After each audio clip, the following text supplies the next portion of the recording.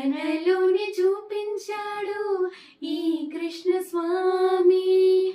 పడగ విప్పి మడుగున లేచి సర్పశీర్షమే ఎక్కి నాట్యమాడి కాళీయుని దర్పమనిచాడు.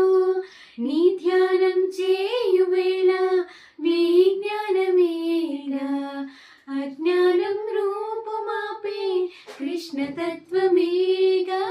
అర్జునుడొందరు నీల వల్ల గీతోపదేశం జగతికి సైతం ప్రాణం పోసే మంత్రోపదేశం. వేదాల సారమంతా వాసుదేవుడే, రేపల్లె రాగం తానం రాజీవమే.